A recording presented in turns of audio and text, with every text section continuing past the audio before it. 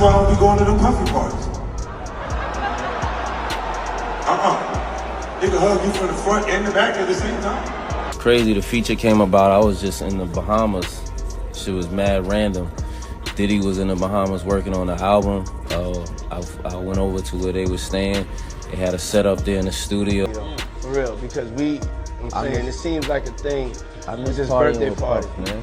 Man, but I'm talking about for your birthday. Huh? Why won't you party with me for your birthday, man? We partied for my birthday before. You came to my party. No, but me and you ain't never really party, you know what I'm saying? When you like this, Daddy. Yeah, when you put my bag Daddy, I in, like when you blow it out. Your birthday every day. Every day's a birthday on Drink Champs. You heard what he just said, right?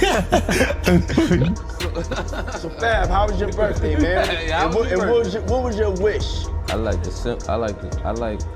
So 50 Cent just put Fabolous on blast, claiming Fab was allegedly Diddy's side piece for years. And yeah, it sounds wild, but stick with me, you probably remember that wild Drink Champs interview where Diddy kept pestering Fab to party with him, and Fab looked super uncomfortable now. At the time, everyone thought Fab was the victim in that situation, but here's the thing, it turns out Fab did end up partying with Diddy a lot after that interview. They were hanging out, going on vacations, recording music together, basically all up until the Cassie lawsuit, and all those allegations against Diddy started coming out. In fact, just a few months before Cassie's lawsuit dropped, Fab was in a video with Diddy and City Girls for that track Act Bad, and in this video Diddy was basically giving a sneak peek of what goes down at those freak-offs. Now, ever since all those allegations about Diddy started surfacing, Fabolous has been acting like he had nothing to do with the Diddy drama. Well, 50 Cent is here too. Remind him C50 was actually one of the first to call out Diddy's weird behavior during that Drink Champs interview with Fab. Back then, people just brushed it off and called 50 a hater. But now, everything he said is looking pretty spot on. So you already know 50 is out here having a field day and saying, "I told you so." But here's where it gets even messier. Besides clowning Fab on IG, sources close to 50 are saying he's also planning to reveal even more about Fab and Diddy's special relationship in his upcoming Diddy documentary. And this is 50 we're talking about, so you know things are about to get real petty. So, what's the deal with these rumors about Fab being Diddy's side piece? And how did Fab respond to 50 trolling?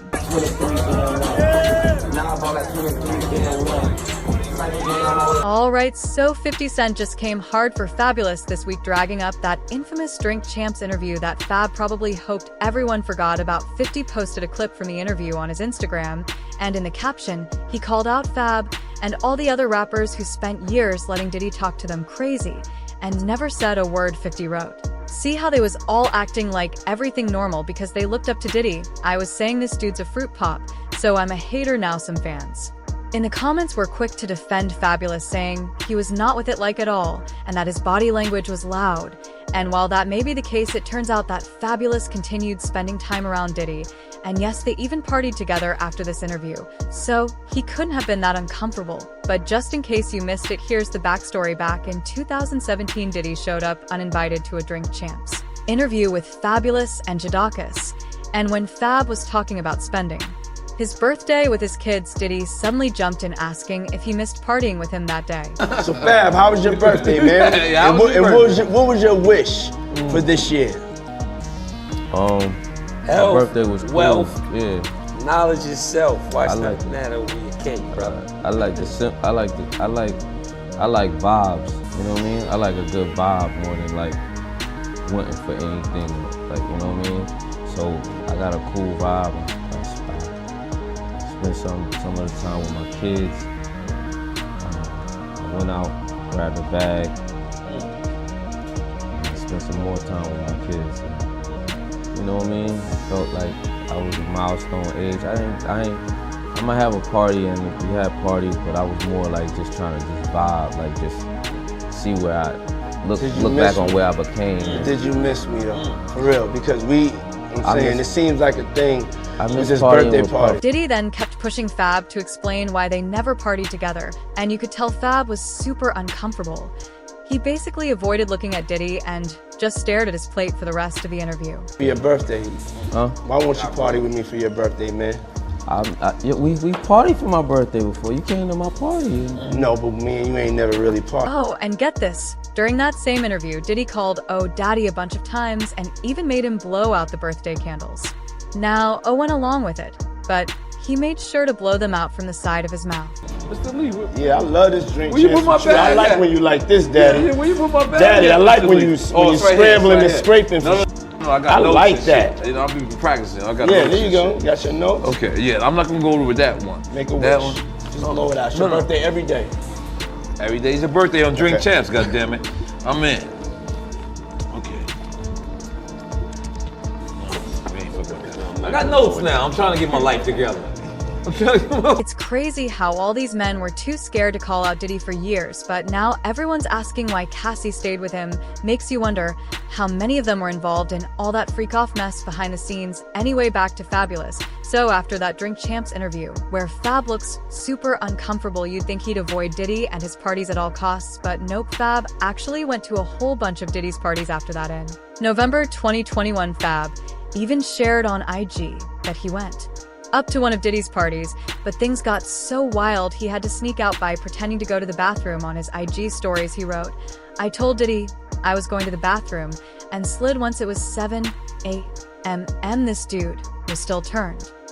And apparently Mariah Carey was there too, because Fab added in a follow-up story that he sneaked out after telling Mariah he had to move his car before it got towed. According to Fab, they were recording some music that night. However, the work was already done, but Diddy wanted them to stay and drink wine. Fab wrote, "It was 6 a.m. and my verse was done. We were just drinking wine and telling stories." Then he asked his followers, "Do you ever get peer pressured into going to the afters when you really want to go home or back to the room, but you don't want to be the turned down to then up?"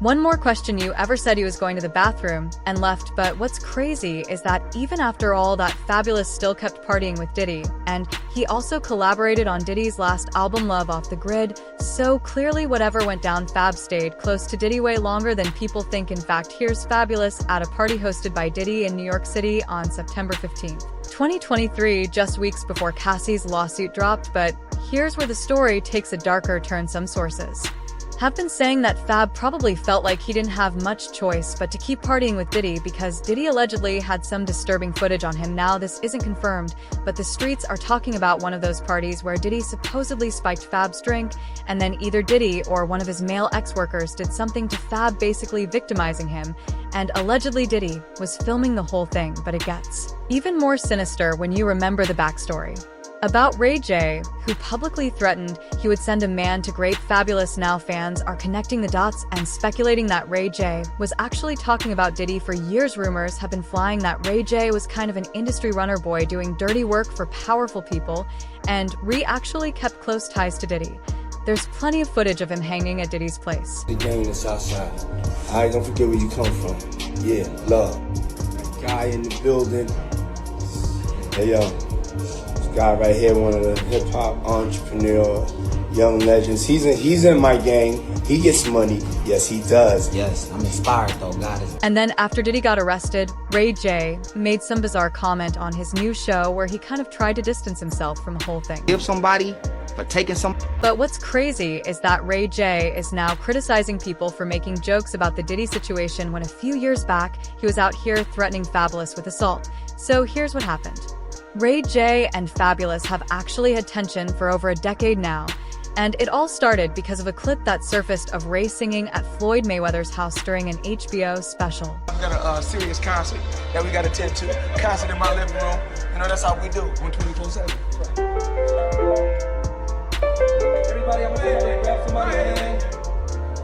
After Fabolous saw the video, he jumped on social media and clowned Floyd for calling it a serious concert in his living room when it was really just Ray J and a piano. Fab wrote, "No, but Floyd sang we're having a concert in my living room." And the camera cuts to Ray J singing One Wish on the piano. Had me in tears. But things really blew up when Ray J called into the Breakfast Club and went off in a wild rant claiming he had already punched Fab at an after-party for disrespecting him and Floyd. But here's the interesting part. Ray J also brought up Diddy, hinting that Diddy was the one hyping him up to go after Fab in the first place. Disrespect me and the money team, and we got 7 Rolls Royces outside, and we just made 350 racks on the... Don't disrespect me. I'ma smack you up again, fool. All right, so Ray J, that's let's all I'm saying. And Ray J got beat up. In the face, man. You punched Fab in the face. One time. Hey, all I'm saying is if you got Fab number, tell that send a picture of his face right now. I said, so you went up to him at the after party. I'm with the what money happened? team right now. We all over here. I swear to God, he running from me right now. I had 100 fools outside of Moon right now. He never left the club. He was scared up in there. He tried to call the police. So when you hit him, what did he do, Ray? Nothing. He fell back because he's a sucker. Okay, now Ray J, let me ask you. So he didn't hit you back? Look, check this out. No disrespect. Like, shout out to my big bro Diddy because he tried to really be like, look. Tell me calm down, brother. I'm ready for this, man. All right. Straight up. Bitch ass. Thank you, Ray. Man, I hate to see calling, people mama. so mad like that. I don't want Ray J You know to what do I'm nothing saying? crazy. This nigga wanna talk. I was with Puff last night and I said, Puff, he said, listen, if anybody talks about me, I'ma smack them in the face. And I said, you know what? But it didn't stop there. Ray J took it way too far and actually threatened that if Fabolous didn't publicly apologize, he'd have one of his male friends rape him. Yeah, he actually said that. Charlemagne, Envy, Angela Yee, I promise you, I'ma have Fab call up there and he's gonna apologize to the Breakfast Club. He's gonna apologize to me for being a broke ass. That whole team, I'ma smack the out that bitch ass. Try to get Fab on the line and squash the Man, get Fab on the line right now. I'll smack out that nigga. You can't smack him over the phone, Ray. On the phone, that light, and they gonna rape that. Bring that nigga over and stick it in.